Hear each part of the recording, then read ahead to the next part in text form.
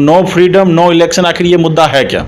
देखिए, कुल 18 प्रमुख मांगों को लेकर no freedom no election theme के साथ 3 दिवसीय उपवास के माध्यम से मैं राष्ट्रव्यापी सत्याग्रह नो फ्रीडम नो। आप देख रहे हैं लोक जागरण न्यूज। लखीसराय जिले में नो फ्रीडम नो इलेक्शन के लिए 3 दिवसीय उपवास पर बैठने जा रहे हैं एडवोकेट श्रीश कुमार सांडिल। हम उनसे जानते हैं आखिर नो फ्रीडम नो इलेक्शन का ये मुद्दा आया कैसे, आखिर इसके क्या परिणाम होंगे, क्यों नो फ्रीडम नो इलेक्शन की बात अब चलने लगी, इसके लिए क्यों उपवास करना पड़ रहा है और किन किन विषयों पे 3 दिवसीय उपवास ये दिया जा रहा है लखीसराय जिले के धरना स्थल पर। सर, ये पूरा जो उपवास है 3 दिवसीय, किन किन बिंदुओं में नो फ्रीडम नो इलेक्शन, आखिर ये मुद्दा है क्या?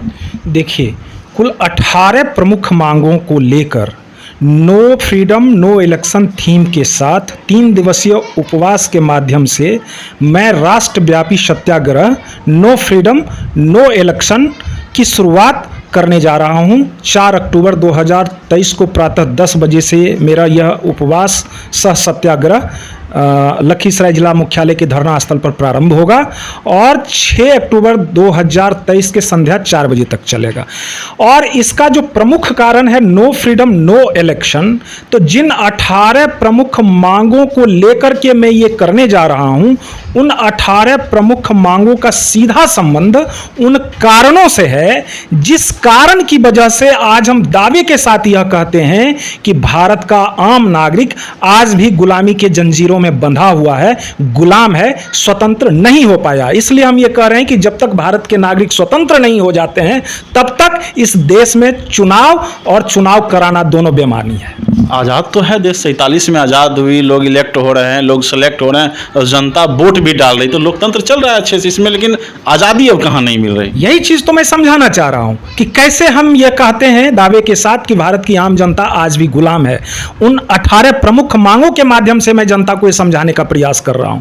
पहला प्रमुख मांग है कि जिस तरीके से आरक्षण व्यवस्था को देश में लागू किया गया है वो असंवैधानिक है और संविधान के दायरे से बाहर निकल करके किया जा रहा है और उसके कारण जनता को बांट करके कुछ चुनिंदा लोगों को रिजर्वेशन दिया जा रहा है, जिसके कारण हम ये कहते हैं कि मैक्सिमम लोग आज भी गुलामी की जंजीरों में बंधा हुआ। मेरा पहला प्रमुख मांग यही है कि सभी धर्म, हिंदू, मुस्लिम, सिख, ईसाई, बौद्ध, जैन, सभी धर्म के आर्थिक पिछड़ों को SC ST की श्रेणी में रखा जाए।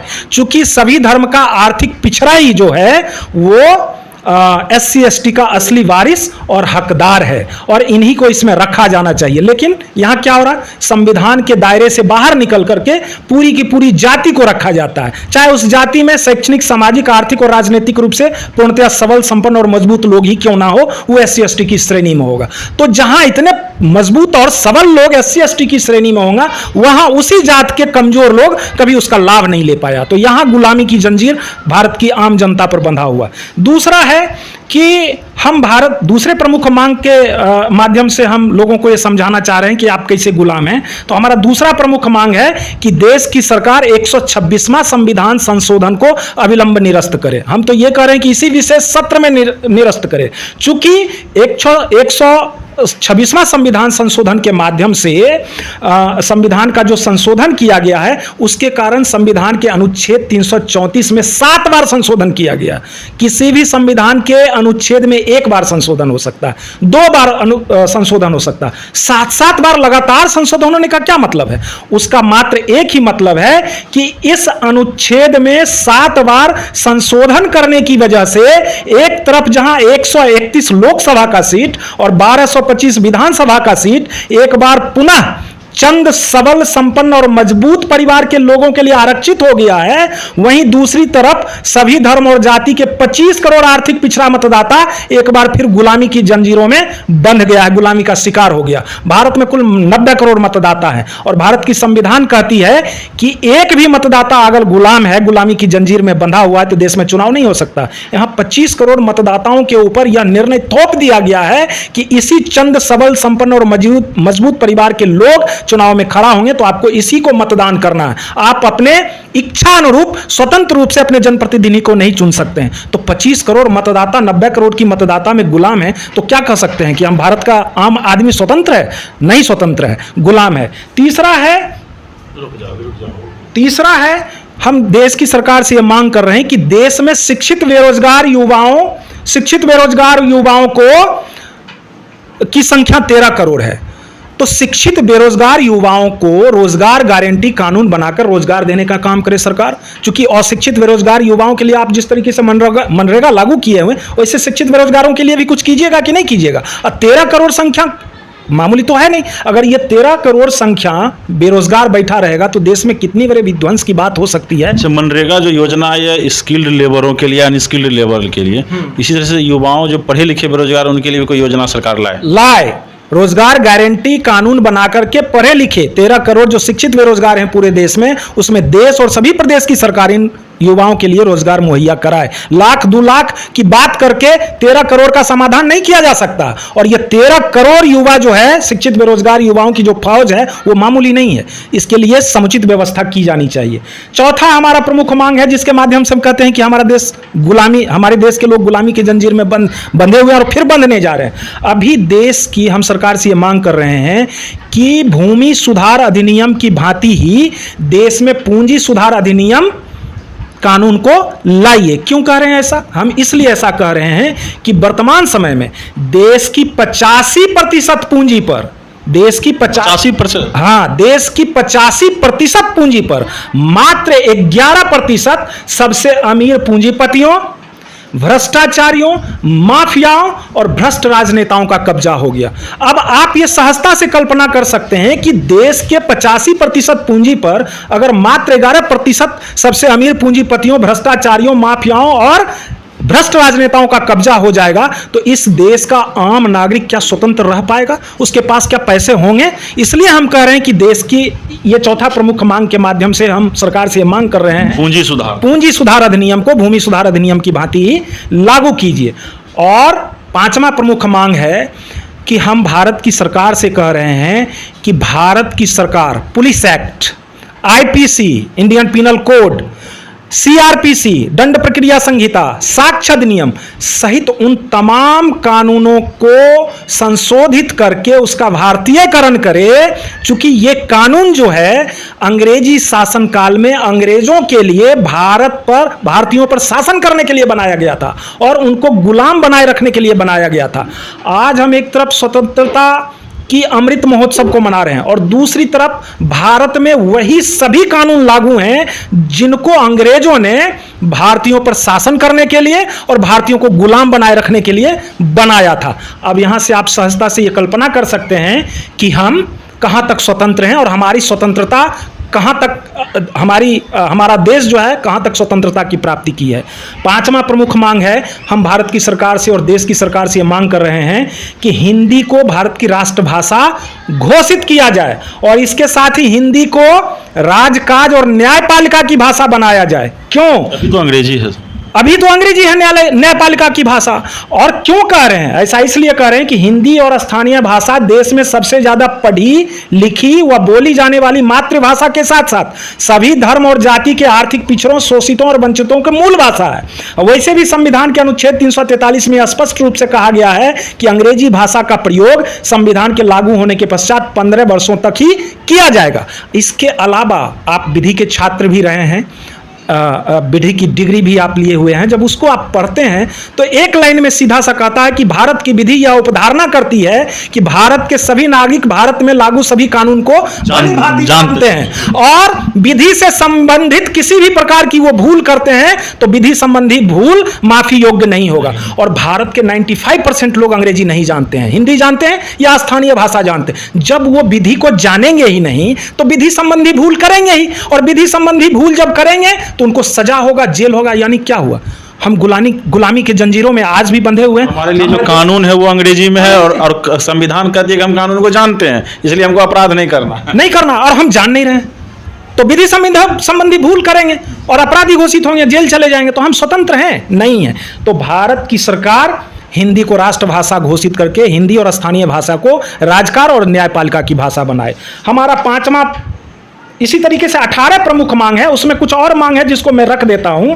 आज देश में हम देश की सरकार जो अभी वर्तमान में है वो भी कहते आई है, कई सरकारों ने नारा दिया एक देश एक विधान, लेकिन यहाँ एक देश एक विधान तो है नहीं, जाति के हिसाब से अलग अलग विधान बनाया जा रहा है।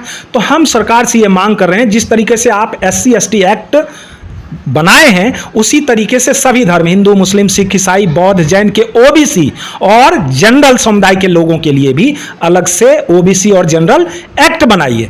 भारत की सरकार और बिहार की सरकार से खास करके हम ये मांग कर रहे हैं, चूंकि इसकी शुरुआत बिहार से हुई, एकल पद को रिजर्व करा दिया गया, मुखिया, प्रखंड प्रमुख, त्रिस्तरीय पंचायत में त्रिस्तरीय पंचायत में एकल पद को रिजर्व करा। एकल पद रिजर्व नहीं कराया जा सकता है, जहां 10 कुर्सी है वहां 5 कुर्सी आरक्षित किया जा सकता है, जहां एक ही कुर्सी है वो केवल मेरिट के आधार पर भरा जाता है, लेकिन आपने संविधान के दायरे से बाहर निकलकर उसको रिजर्व करा दिया।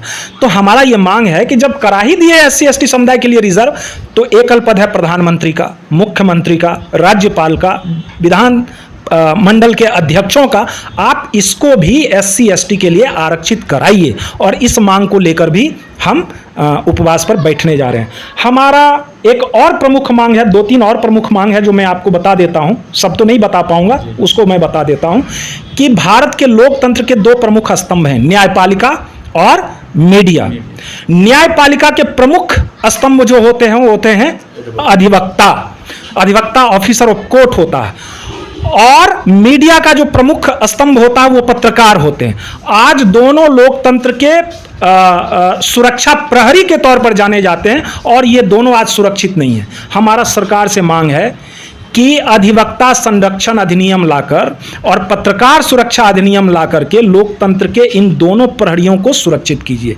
आज भी आप कल भी देखे होंगे हलसी में पत्रकार पर हमला हुआ, तो लोकतंत्र के चौथे स्तंभ के लोगों पर हमला होगा, लोकतंत्र के तीसरे स्तंभ न्यायपालिका के जो प्रमुख ऑफिसर ऑफ कोर्ट होते हैं अधिवक्ता, उन पर हमला होगा, तो क्या ये देश में आर्थिक पिछड़ों, शोषितों, वंचितों और दलितों की आवाज को कोई बुलंद करेगा? नहीं कर सकेगा। तो हमारा यह भी मांग है। लोगों से सर क्या कहिएगा जो ये देख रहे हैं, जो उपवास 4 अक्टूबर से है, उनके लिए क्या कहिएगा?